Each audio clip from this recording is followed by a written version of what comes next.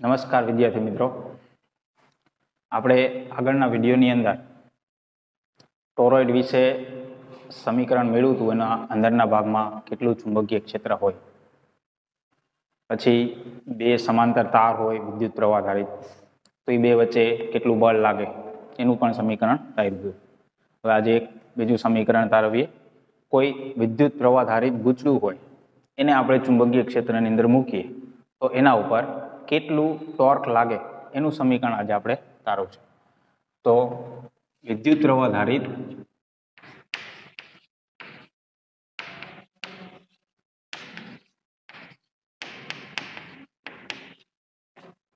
લંબચોરસ ગૂંચળું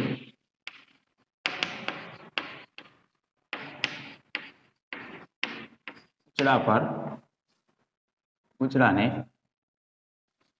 ચુંબકીય ક્ષેત્રમાં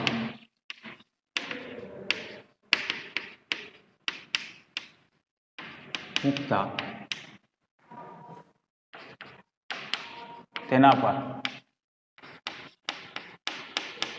લાગતા ટોર્કનું સમીકરણ તારવીએ.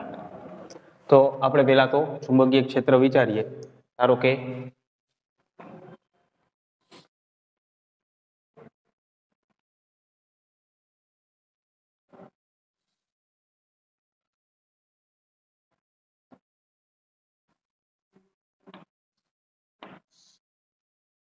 આ રીતે આપણે બે કજિયા ચુંબકના ધ્રુવ લઈ લઈએ, એન અને એસ. એ રીતે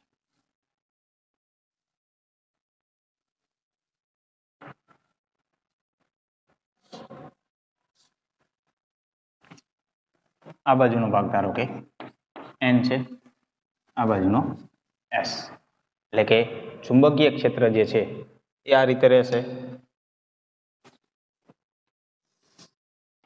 આ દિશામાં ચુંબકીય ક્ષેત્ર એન થી એસ તરફ હશે આ રીતે. આની અંદર આપણે એક લંબચોરસ ગૂંચળું વિચારીએ. હવે જે આપણે લંબચોરસ ગૂંચળું વિચારશું એ ગૂંચળું આપણે એવું પણ વિચારી શકીએ કે ચુંબકીય ક્ષેત્ર જે છે એ સમતલમાં રહે અથવા તો એની સાથે થીટા ખૂણો બનાવે. બંને રીતે વિચારી શકીએ. લંબ વિચારશું તો પણ સમીકરણ મળશે, પરંતુ એનાથી વધારે ચોકસાઈવાળું સમીકરણ જોતું હોય તો થીટા ખૂણે વિચારીએ આપણે. તો આપણે એ રીતે કલ્પના કરીએ કે જે ચુંબકીય ક્ષેત્રનું સમતલ છે એને થીટા ખૂણે રહે એવી રીતે.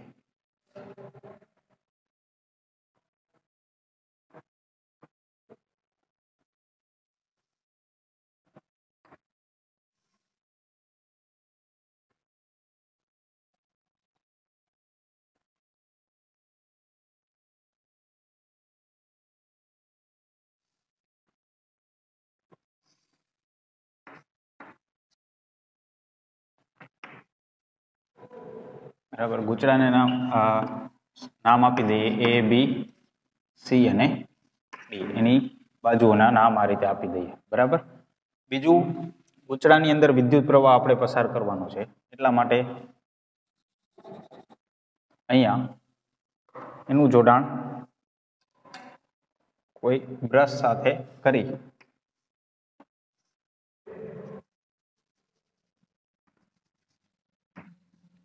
અને આપણે કોઈ એક બેટરી સાથે જોડી દઈએ.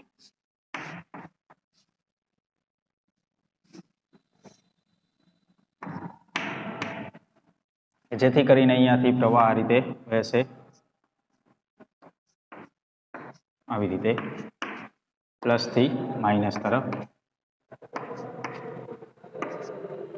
પ્રવાહ ધારી લઈએ આપણે આઈ જેટલો વહેશે દરેકમાંથી. બરાબર, આ રીતે વિદ્યુત પ્રવાહ આમ વહેશે. અહીંયા આપણે અમુક ધારણાઓ કરી લઈએ. ધારો કે એ બી અને સીડી આનું માપ ધારો કે બી જેટલું છે, અને બીસી અને એડી આ બાજુનું માપ ધારો કે એ જેટલું છે. અને આ ગૂંચળું જે છે એના ક્ષેત્રફળનો સદિશ જે છે એ ધારો કે આ રીતે છે એવું આપણે ધારી લઈએ.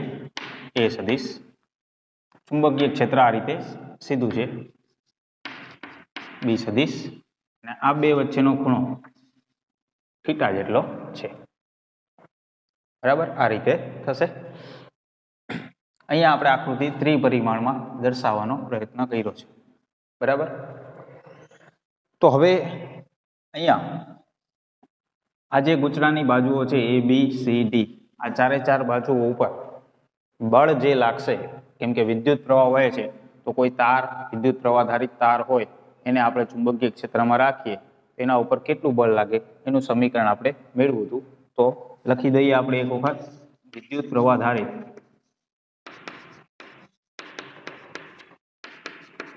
તાર પર લાગતું ચુંબકીય બળ, તો એફ સદિશ બરાબર આઈ એલ સદિશ ક્રોસ બી સદિશ, એટલે કે તારની લંબાઈ, એમાંથી વહેતો પ્રવાહ ક્રોસ જે ચુંબકીય ક્ષેત્રની અંદર રહેલો છે તાર, એ ચુંબકીય ક્ષેત્ર, એટલું બળ લાગશે. તો આપણે વારાફરતી દરેક તાર ઉપર કેટલું બળ લાગે છે એ આપણે ગણતા જઈએ. તો આપણે સૌ પ્રથમ ગણશું બીસી તાર અને એડી તાર માટે. તો પહેલા આપણે ગણીએ બીસી તાર માટે કેટલું બળ લાગશે.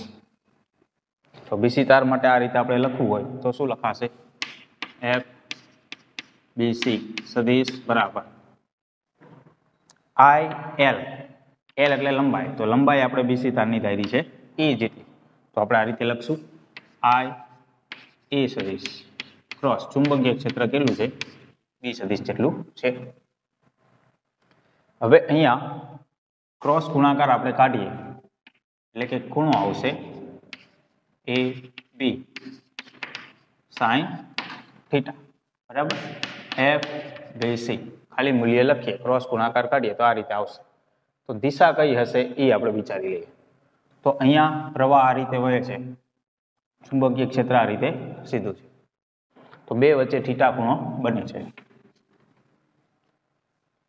તો ચુંબકીય ક્ષેત્ર આ રીતે આમ સીધું હોય, બરાબર? અને ગૂંચળાની જે લંબાઈ છે એ આ રીતે છે, આવી રીતે.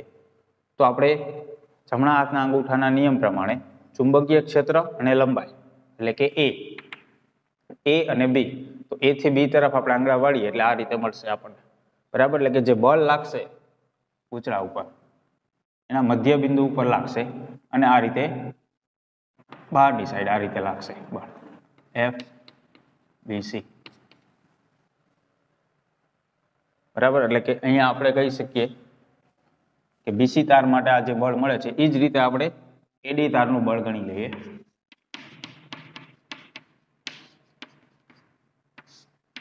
તો એના માટે આપણે આ રીતે લખી શકીએ એફ એડી સદિશ બરાબર આઈ, એની લંબાઈ પણ એ જેટલી છે, ક્રોસ ચુંબકીય ક્ષેત્ર બી જેટલું છે, બરાબર? આઈ એ બી ક્રોસ ગુણાકાર કાઢીએ એટલે અહીંયા પણ સાઈન અને અહીંયા પણ થીટા જ આવશે, કારણ કે બંનેનો ખૂણો કઈ રીતે હશે? બે તાર સમાંતર છે, તો આ તાર જેટલો નમેલો હશે એટલો જ એડી તાર નમેલો હશે, એટલે કે અહીંયા જેટલો ખૂણો બનશે બી અને એ વચ્ચે એટલો જ ખૂણો અહીંયા એડી તાર અને ચુંબકીય ક્ષેત્ર વચ્ચે બનશે. એટલે કે અહીંયા આ બે વચ્ચે જેટલો ખૂણો બને એટલો જ અહીંયા બનશે, કારણ કે બંને તાર કેવા છે? બીસી અને એડી. એ તો લંબચોરસ ગૂંચળું છે, સમાંતર જ હશે, એટલે કે ગૂંચળું આમ થશે તો બંને તાર એક સાથે જ થશે, એટલે કે ખૂણો જે છે એ સરખો જ બનશે બંને જગ્યાએ, બરાબર? એટલે કે આ રીતે થશે. પરંતુ અહીંયા શું થાય? પ્રવાહ આ બાજુ વહે છે બી થી સી તરફ, અને અહીંયા પ્રવાહ વહે છે ડી થી એ તરફ, આ રીતે. તો ડી થી એ તરફ પ્રવાહ અને બી થી સી તરફ પ્રવાહ, એટલે કે અહીંયા ખરેખર શું થયું? પ્રવાહ જે છે એ આ તરફ વહેતો હતો, અહીંયા એનાથી વિરુદ્ધ તરફ વહે છે.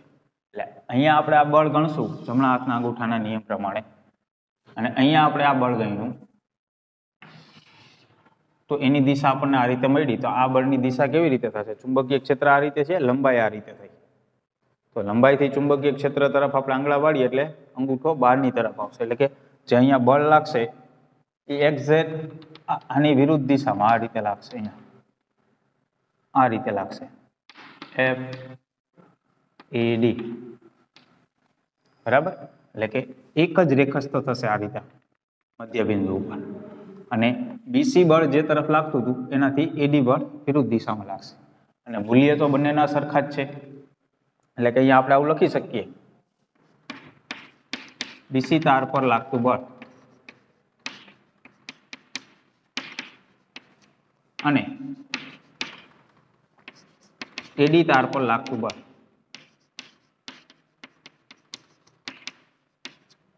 બંને સમાન મૂલ્યના અને પરસ્પર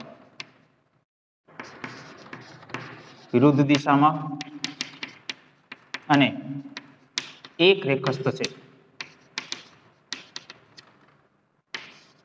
તેથી એક રેખસ્થ છે, બંને બળના મૂલ્ય પણ સમાન છે, તેથી શું થશે? બંને એકબીજાની અસર નાબૂદ કરી નાખશે. તેથી બંને એકબીજાની અસર નાબૂદ કરશે.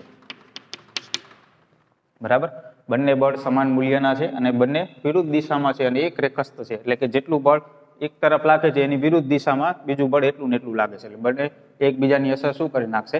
નાબૂદ કરી નાખશે. એટલે કે આ જે ગૂંચળું જે છે એના ઉપર બીસી તાર ઉપર જેટલું બળ લાગશે એટલું જ એડી તાર ઉપર લાગશે, અને બંને વિરુદ્ધ દિશામાં લાગશે. એટલે કે આ બંને બળ અહીંયા ગૂંચળાની ગતિની અંદર કોઈ પણ જગ્યાએ ભાગ ભજવશે નહીં, એટલે કે જેટલું આ બાજુ બળ લાગશે એટલું જ આ બાજુ લાગશે, એટલે બંને કેન્સલ થઈ જશે.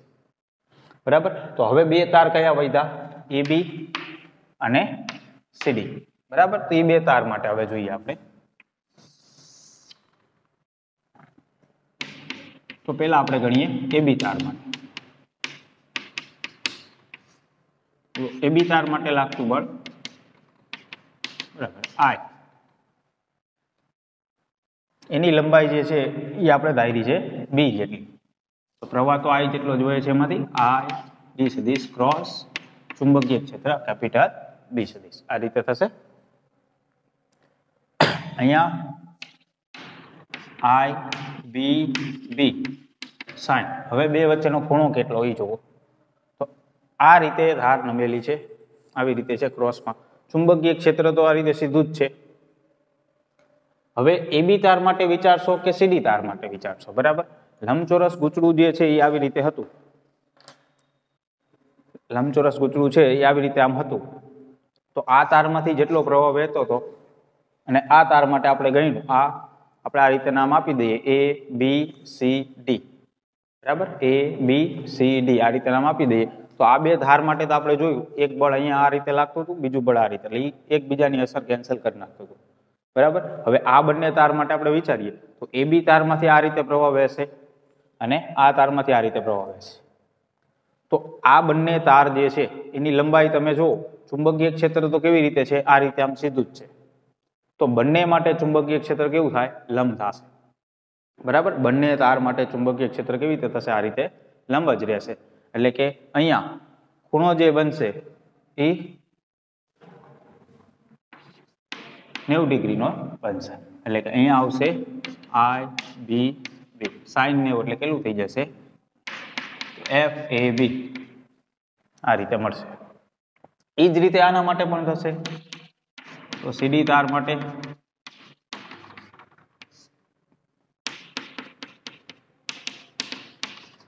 એની લંબાઈ પણ B જેટલી જ છે. બરાબર, CD તાર માટે આપણે ગણશું તો એની લંબાઈ B જેટલી જ છે. એના માટે પણ 90 ડિગ્રીનો જ ખૂણો બનશે.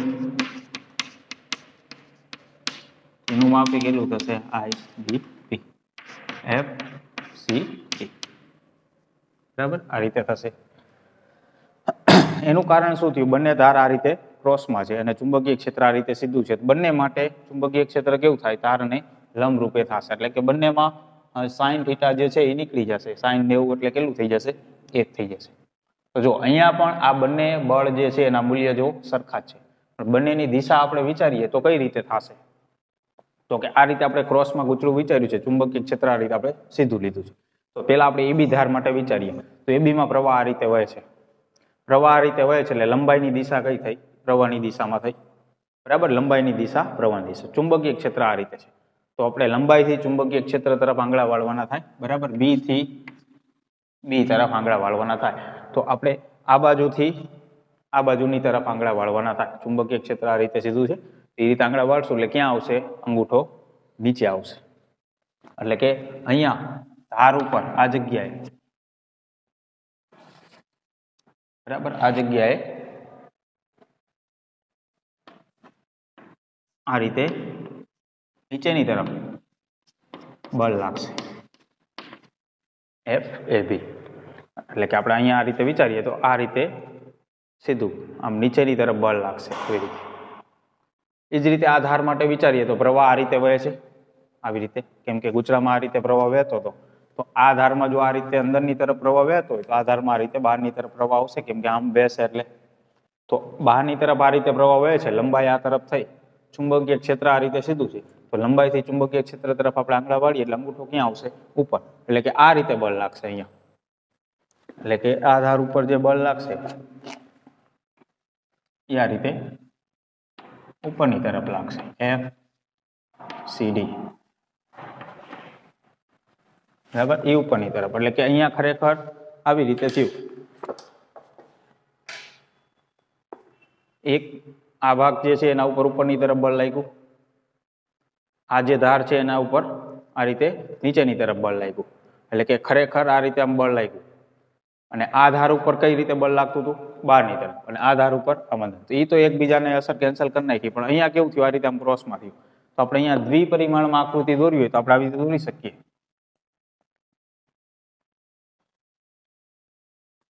અહીંયા આ રીતે બળ લાગ્યું અને આ ધાર ઉપર અહીંયા આ રીતે બળ લાગ્યું.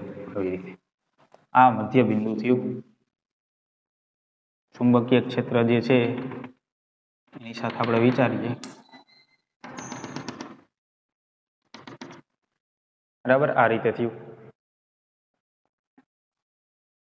આ જે બળ છે એ એફ એ બી, આ જે બળ છે એ એફ સી ડી, બરાબર. આ માપ કેટલું થાય અને આ માપ કેટલું થાય? તો આ રીતે હતું.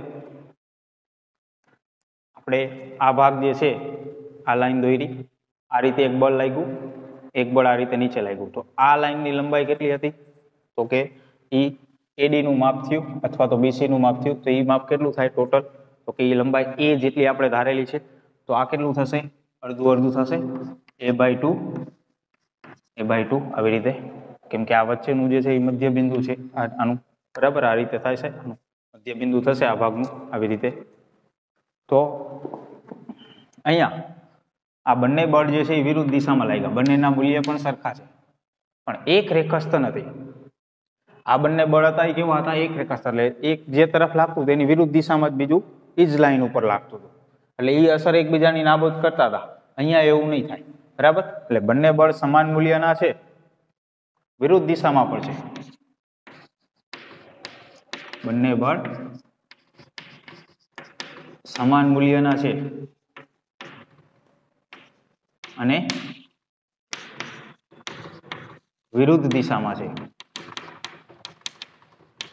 પરંતુ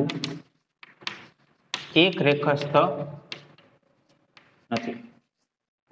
તો આપણે જાણીએ છીએ સમાન મૂલ્યના બળ હોય, વિરુદ્ધ દિશામાં હોય અને એક રેખસ્થ ન હોય તો એ બળ યુગ્મની રચના કરે. એટલે કે કુલ બળ વિચારીએ આપણે તો એ 0 થાય, પરંતુ બળ યુગ્મ રચાશે એટલે ટોર્ક લાગશે. એટલે કે અહીંયા ગૂંચળા ઉપર ટોર્ક લાગશે, બરાબર. બળ યુગ્મની રચના કરશે અને ગૂંચળા ઉપર ટોર્ક લાગશે. તો એ ગૂંચળા પર લાગતું ટોર્ક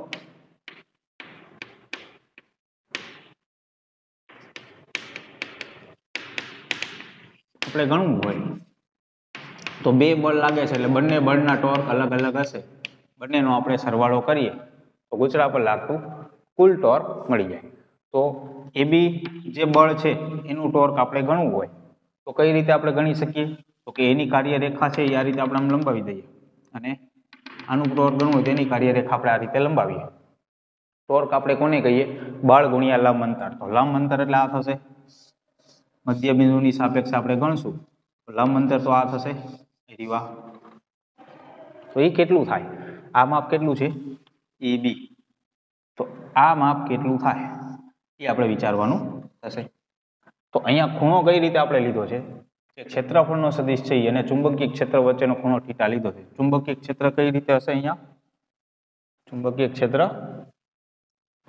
કયા દિશામાં હશે? આ રીતે ક્ષેત્રફળ છે આ રીતે થશે.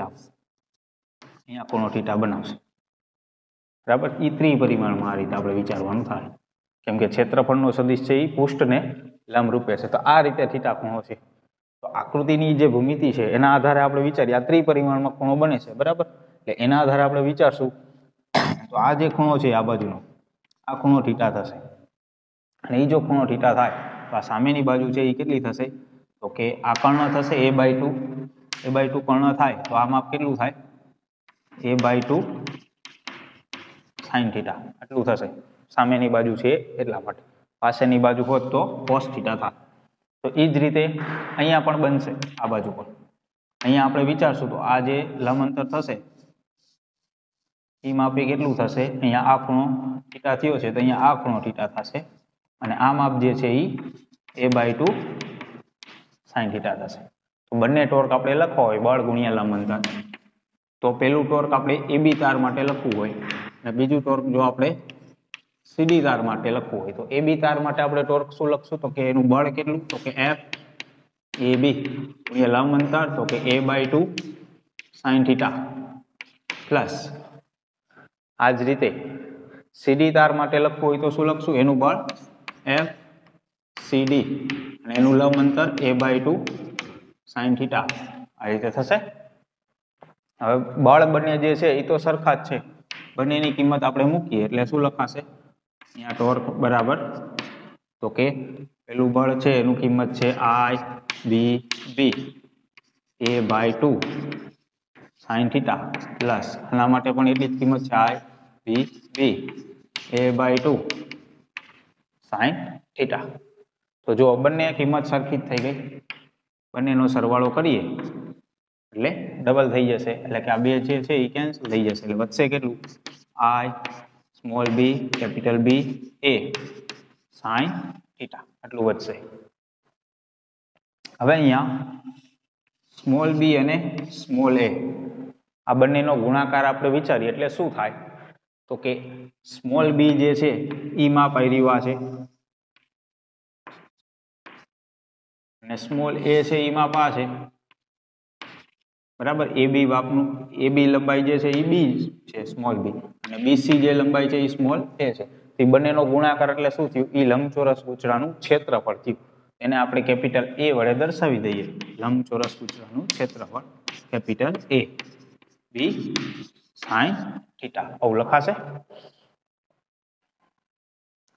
હવે આની અંદર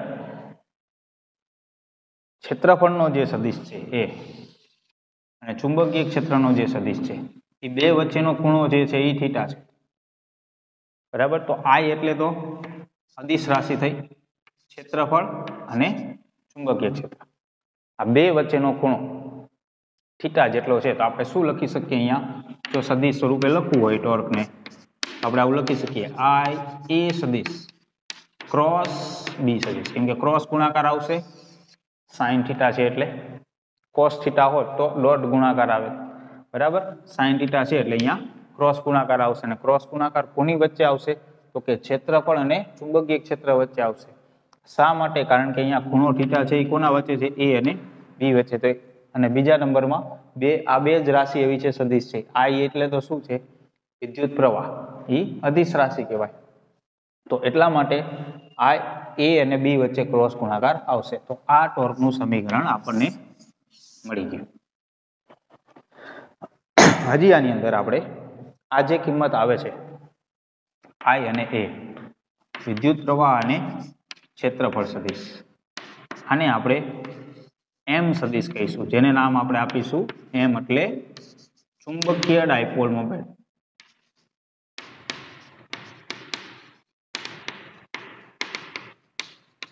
આપણે વિદ્યુત ડાયપોલ મોમેન્ટ જોઈ હતી કે બે વિદ્યુત ભાર હોય, સમાન મૂલ્યના હોય, બરાબર, અને વિરુદ્ધ પ્રકારના હોય, એક પ્લસ હોય ને એક માઇનસ હોય, બે વચ્ચેનું અંતર કંઈક હોય. તો એની ડાયપોલ મોમેન્ટ આપણે લખતા વિદ્યુત ભાર ગુણ્યા બે વચ્ચેનું અંતર, જેને આપણે કહેતા હતા વિદ્યુત ડાયપોલ મોમેન્ટ. એવી જ રીતે અહીંયા વિદ્યુત પ્રવાહ અને ક્ષેત્રફળ ના ગુણાકારને ચુંબકીય ડાયપોલ મોમેન્ટ કહેવાય. અને ચુંબકીય ડાયપોલ મોમેન્ટની દિશા કઈ રીતે હોય તો કે જે ગૂંચળું હોય એમાં જે રીતે પ્રવાહ વહેતો હોય એમાં જમણા હાથના અંગૂઠાના નિયમ પ્રમાણે આપણે આંગળા વાળીએ જે દિશામાં પ્રવાહ વહેતો હોય તો અંગૂઠો જે તરફ રહેશે એ દિશામાં ચુંબકીય ડાયપોલ મોમેન્ટ હોય. તો અહીંયા ધારો કે આ રીતે પ્રવાહ વહે છે ગૂંચળાની અંદર, બરાબર. એટલે કે આપણે હમણાં જોયું હતું કે આવી રીતે પ્રવાહ વહે છે, ગૂંચળું આ રીતે છે, આ રીતે પ્રવાહ વહે છે. તો જે બાજુ પ્રવાહ વહે છે એ તરફ આપણે આંગળા વાળવાના જમણા હાથના, બરાબર. તો એ તરફ આપણે આંગળા વાળશું જમણા હાથના, એટલે અંગૂઠો ક્યાં રહેશે એ સમતલને લંબ આ રીતે અંદરની તરફ રહેશે, બરાબર. તો જે દિશામાં આ જે ક્ષેત્રફળ આપણે બતાવ્યું છે એ રીતે થશે. આ રીતે પ્રવાહ વહે છે તો ક્ષેત્રફળ જે બાજુ છે એ બાજુ ડાયપોલ મોમેન્ટની દિશા થશે. તો અહીંયા એટલા માટે એ જે આવે છે એની સામે બી આવે છે. આ તો અદિશ રાશિ છે, તો એની દિશા જે છે એ એમની દિશા થશે. એટલે જે દિશામાં એ બતાવ્યું છે એ દિશામાં જ આપણે ચુંબકીય ડાયપોલ મોમેન્ટ એમ લખી શકીએ, બરાબર. તો આની જગ્યાએ આપણે એમ લખીએ તો આપણે આવું લખી શકીએ ટોર્ક બરાબર એમ સદિશ ક્રોસ બી સદિશ. તો આ રીતે થશે. તો આ સમીકરણ જે આપણે લખ્યું આ કેના જેવું આપણને લાગે છે તો આપણે વિદ્યુત ડાયપોલ મોમેન્ટની અંદર આપણે વિદ્યુત શાસ્ત્રની અંદર પણ આપણે ટોર્કનું સમીકરણ મેળવ્યું હતું. ડાયપોલને વિદ્યુત ક્ષેત્રની અંદર મૂકીએ તેના ઉપર લાગતું ટોર્ક જેનું સમીકરણ શું મળતું હતું તો ટોર્ક બરાબર પી ક્રોસ ઈ. તો જ્યાં ચુંબકીય ક્ષેત્ર છે ત્યાં વિદ્યુત ક્ષેત્ર છે, જ્યાં ચુંબકીય ડાયપોલ મોમેન્ટ છે ત્યાં વિદ્યુત ડાયપોલ મોમેન્ટ છે. એટલે એ સમીકરણ અને આ સમીકરણ એક સરખા જેવું જ છે, બરાબર. બીજું અહીંયા આપણે એક જ આંટા વિચાર્યો છે. લંબચોરસ ગૂંચળું જે છે એનો એક જ આંટો વિચાર્યો છે. ધારો કે એ જે ગૂંચળું હશે એના ઘણા બધા એન આંટા હોય, બરાબર. તો એક ઉપર લાગતું ટોર્ક આટલું થાય તો એન આંટા હોય તો બધા ઉપર આટલું ટોર્ક લાગશે. તો કેટલું ટોટલ ટોર્ક થશે તો આપણે એન વડે પણ અહીંયા ગુણી શકીએ. એટલે કે આપણે આવું લખી શકીએ ટોર્ક બરાબર, એટલે કે જો એન આંટા હોય તો લાગતું torque N I A cross B. આ રીતે આપણે લખી શકીએ. અને એન આંટા હોય તો એન આંટાની ડાયપોલ મોમેન્ટ કેટલી થાય એન આઈ એ, બરાબર. આટલી ડાયપોલ મોમેન્ટ થશે. તો જેટલા આંટા હોય એટલા ગુણી દેવાના તો કુલ ટોર્ક એટલું આપણને મળી જાય. જેવું પૂછાય કે વિદ્યુત પ્રવાહ ધારિત લંબચોરસ ગૂંચળું હોય એને આપણે ચુંબકીય ક્ષેત્રમાં મૂકીએ એના પર લાગતા ટોર્કનું સમીકરણ તારવો. તો આપણે જે લંબચોરસ ગૂંચળું જે છે એને થીટા ખૂણે વિચારવાનું. બે ધાર એવી આવશે કે જેના બળ જે છે એ સમાન મૂલ્યના આવશે અને વિરુદ્ધ દિશામાં આવશે અને એક રેખસ્થ આવશે, એટલે કે એ અસર એકબીજાની નાબૂદ કરી નાખશે. અને બે ધાર એવી આવશે કે જેના બળ તો સમાન આવશે અને દિશા પણ વિરુદ્ધ આવશે, પરંતુ એક રેખસ્થ નહીં આવે, ક્રોસમાં આવશે, બરાબર. એક રેખસ્થ નહીં આવે એટલે એ ટોર્ક લગાડશે, બળ યુગ્મની રચના કરશે. અને તો એ ટોર્ક ગણવા માટે બંને ધારનું ટોર્કનો સરવાળો કરી દેવાનો. બંને ધારના ટોર્કનો સરવાળો કરશું તો આ રીતે અહીંયા આપણે ખૂણો વિચારી થીટા, આ ધાર લંબ અંતર જે છે એ લંબ અંતર ગુણ્યા બળ એ રીતે વિચારવાનું થશે બંને માટે, બરાબર. અને બંનેનો સરવાળો કરી દઈશું એટલે આપણને અહીંયા એ અને બી આ રીતે આવશે. એની જગ્યાએ આપણે ક્ષેત્રફળ એ મૂકી દેવાનું, સ્મોલ એ ગુણ્યા સ્મોલ બી, બંને ધારનો ગુણાકાર, ક્ષેત્રફળ એ મૂકી દેવાનું. અને સાઈન થીટા આવશે આપણે અહીંયા લખી શકશું ક્રોસ ગુણાકાર એ અને બી વચ્ચે. પછી એન આંટા હોય તો એન આંટા માટે પણ એ રીતે લખી શકીએ. અને આઈ ઇન્ટુ એ આવે જેને આપણે શું કહેવાનું ચુંબકીય ડાયપોલ મોમેન્ટ. અને એનો એકમ શું થશે તો આપણે એનો એકમ પણ અહીંયા વિચારી શકીએ. વિદ્યુત પ્રવાહ જે છે એનો એકમ એમ્પિયર અને ક્ષેત્રફળનો એકમ મીટર સ્ક્વેર. તો એમ્પિયર ઇન્ટુ મીટર સ્ક્વેર એ ચુંબકીય ડાયપોલ મોમેન્ટનો એકમ થશે, બરાબર. તો આ સમીકરણ તારવવાનું પૂછી શકાય.